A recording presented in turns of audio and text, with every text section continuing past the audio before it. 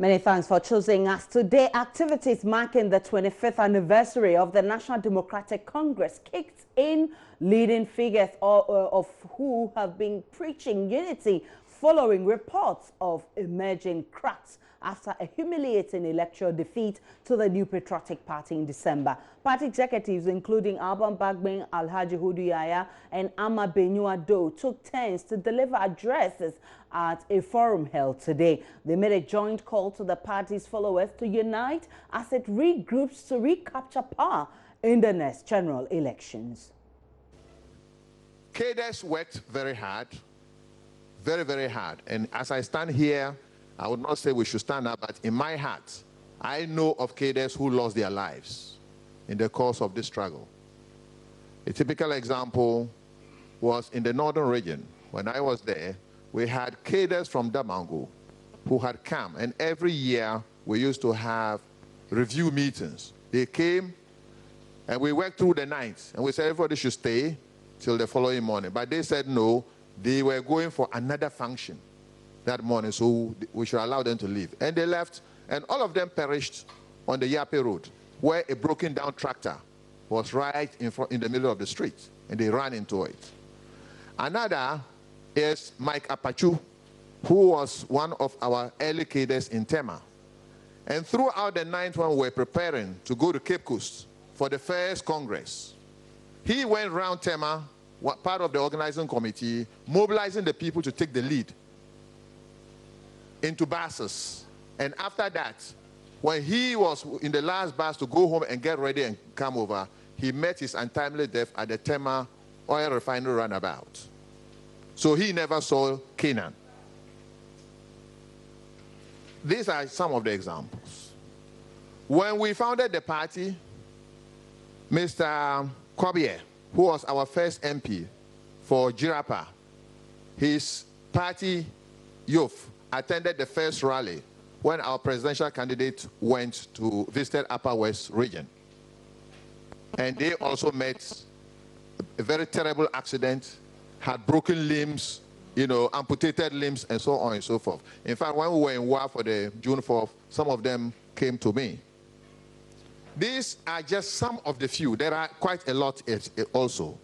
In 1996, while we were preparing for the second elections, in Ashanti region, there was one gentleman who was also killed mercilessly around Ashanti New Town called Gruponi, where MPP descended on him, and he ran for his dear life, ran into a house, went into a ceiling, and they came and they shot around, and he fell down with his intestines almost all out.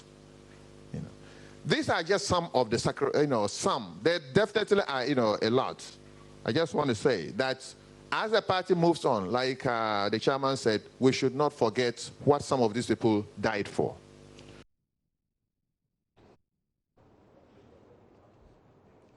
Our man on the beat is Joseph Akable, and he joins me in the studio. Good afternoon to you, Joseph. Good afternoon, Aisha. Take us through the event today at the NDC headquarters. A very big event. I mean, all the key actors in the National Democratic Congress were present at the event, starting from the founding fathers through to persons who have served in government, either as ministers or as members of parliament of the immediate past administration, or some dating back to the late 90s and early 90s. They were all present at this particular event. And the program itself was in different sections. You had 5 speakers addressing, but the theme of the address focused more on taking lessons from the past of the party for the future, and the point each of them tried to make was the fact that the values of the party. So the first 3 speakers who spoke, we heard Alhaji Hudu Yaya. He spoke at length about the history behind the party, how the party came into being. He spent a lot of time talking about how the PNDC, that was a military government right after the coup that former President Rawlings led, how they changed then into a democratic party, going ahead, contesting elections and winning. So he spoke about the lessons that they could pick from that. He spoke at length about the power of unity. We've heard former President Rawlings quite recently talk about probity and accountability. Trust me, Aisha, those were the 2 words that ran through the speeches of most of the people, saying that those were values that they set up the party with. They shared some interesting stories about how the party started, the role of the young people who belong to the party and how that ensured a victory for the party. They then went ahead to talk about going forward. So for instance, Dana Budakpi, a leading member and also a founder of the party, he spoke about the need to organize a regular engagement between the leaders of the party and the young ones. He believes that is to blame for what appears to be an abandonment of the values that you expect the members of the NDC to uphold. In terms of the party's recent electoral defeat, the chairman for the occasion, Alhaji Mahama Idrisu, he attributed it to be as a result of disunity in the party.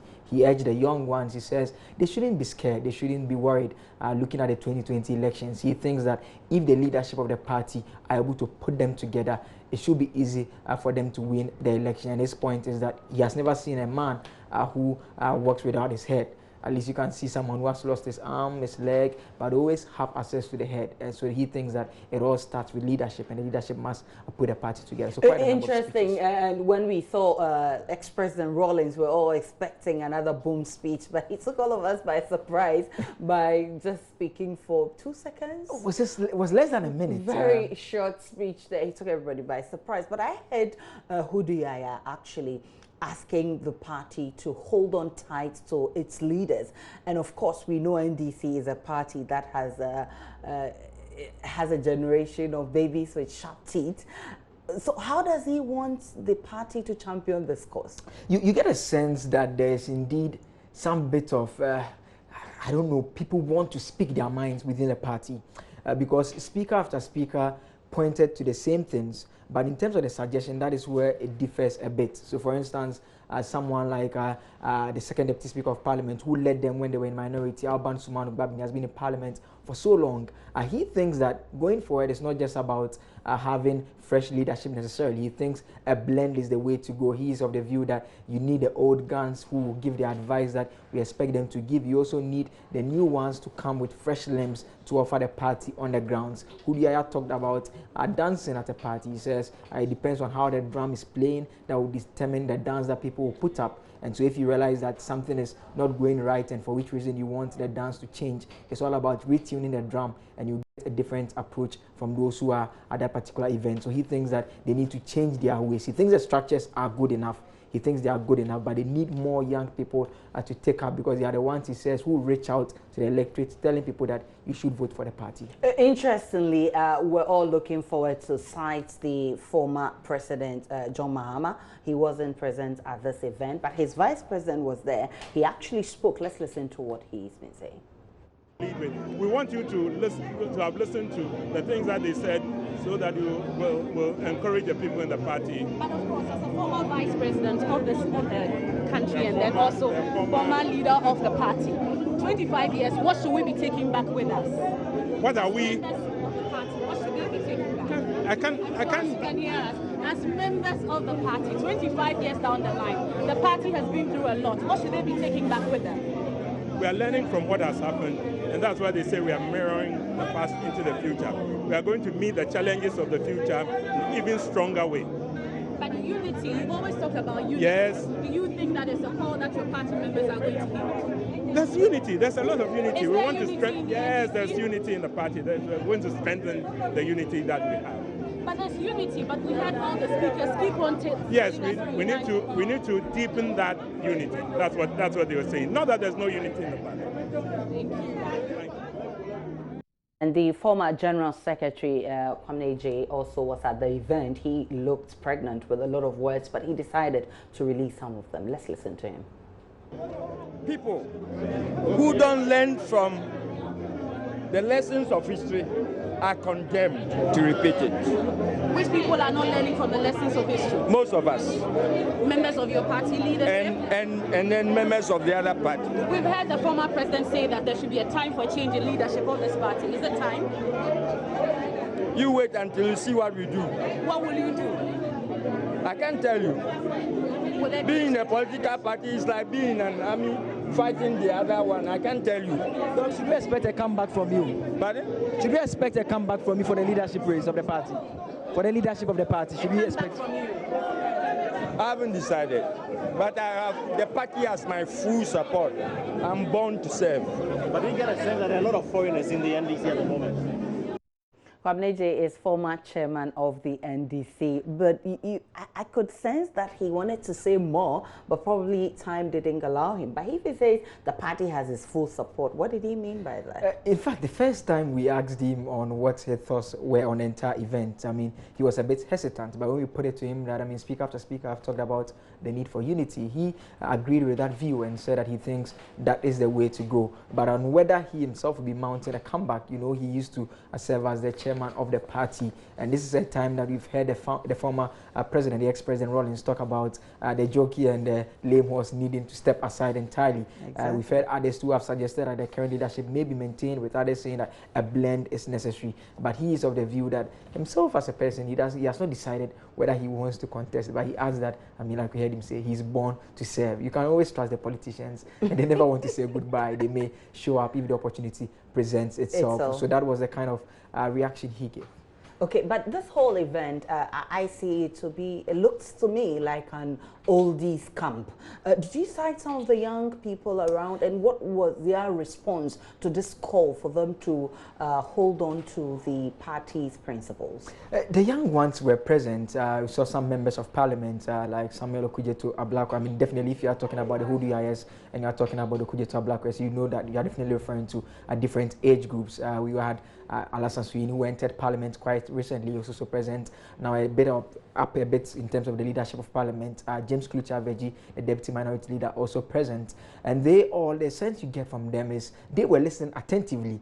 In fact, the talking was more or less done by the elders of the party. So that gives the impression that it's more like you were the guys leading the party, things have not gone well, but this is the time for you to come over and listen to the elders, have their say on what they think you did wrong.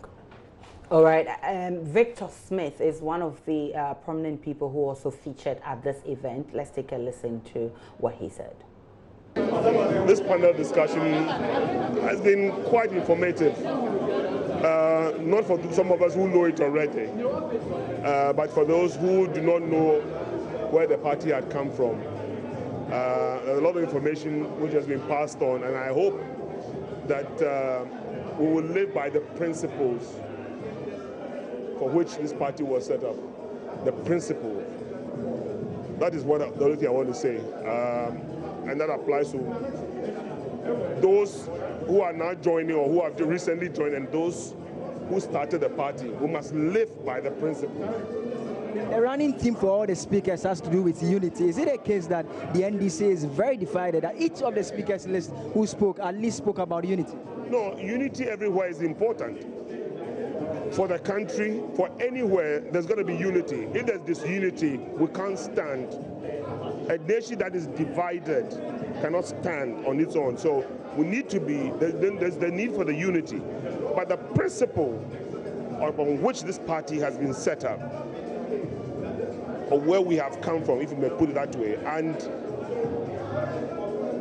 I am saying that it is important that we all live by those principles on which the party was set up, and not for people to say one thing and do another. Are there people who are not living by these principles? Say again? Are there people in the party who are not living by these principles? I'll be very frank with you, without mentioning names. I think we have not lived by the principle. The majority have not lived by the principles. I don't want to mention names. If we live by these principles, we would have been in power forever. This is how I see it. Unity must definitely start with burying the hatchet. You have been in the news recently. Is it an end to the disagreement you have with the former president? Are you moving beyond that now? What disagreement? I mean, quite recently, as he addressed the June 4, he spoke at length about the disagreement that occurred while you worked under him. I think it's something that is past. But I just hope that we can come together in the unity you're talking about and live by the principles for which our party was born, and not to say one thing along the lines of the principles and do another and do something else. People are, those who do not understand, the new ones who are joining the party are looking at us, the leadership, looking at our lifestyles, and they'll take cue from that. It's important that we live by the principles. The probity, the accountability, the selflessness is required. And but the second deputy speaker say that when the father insults, you don't insult them back. it looks like that has been what it is in the party. Not really. Nobody insults anybody. But it doesn't stop you. You heard about the positive defiance. It doesn't stop you from saying what you think is going wrong. Nothing stops anybody from saying it. That is the principle of positive defiance. So if you make an observation and you speak out, and somebody thinks you shouldn't speak, I have a problem with it. So Victor Smith, his former High Commissioner to the United Kingdom, and of course talking about the feud between himself and the former president. The two of them were present at this event, in fact, under the same umbrella. How did it play out, and could you relate to what he was telling you of barring their differences? If you looked at their action at the event, can you marry the two? Well, he arrived earlier than the former president. I mean, as protocol demands, he needs to arrive before him. The former president came afterwards. When the event ended, I didn't see them exchange pleasantries at all. In fact, at the latter part of my engagement with him, I inquired from him whether he's in good terms with the former president now. He replied by saying that I came to the event, he was here, we've not talked all right, but I think we are okay. And that's as far as he's aware. But he goes on interesting in that soundbite that we just played to our viewers. He talked about positive defiance. Now, it's interesting in the sense that that is one thing that Dana Bodape spoke about, and he made reference to the early days of the party when he wanted to contest for a position, and he won, and he was informed by then Flight Lieutenant Rawlings that he should step down for a senior person to contest, and he says he defied, and he referred to that defiance as being positive. So when I engage Victor Smith says that, I mean, the fact that we want to be united doesn't mean we shouldn't speak when we disagree. We need to stick to those principles. And interestingly, he says every member of the party kept emphasizing that we shouldn't say one thing and obey another thing. Every member of the party must stick to those principles they are calling on to speak about. So those are very interesting thoughts from Victor. Were you able to get some responses from the ex-president? He wouldn't speak. Of course, and that showed when he took his stage. We were all expecting him to make some comments, but of course, he didn't really say anything. He said some few words. I think we should listen to that. That I just have to cough and everything that's been said will be lost. So, Alaji, I think I will make it make full stop, Noah. So that all that's been said when the lecture started,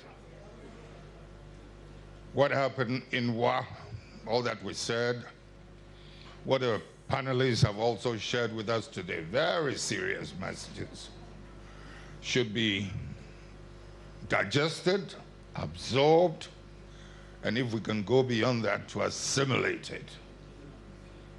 And with that, I wish you well. Thank you very much.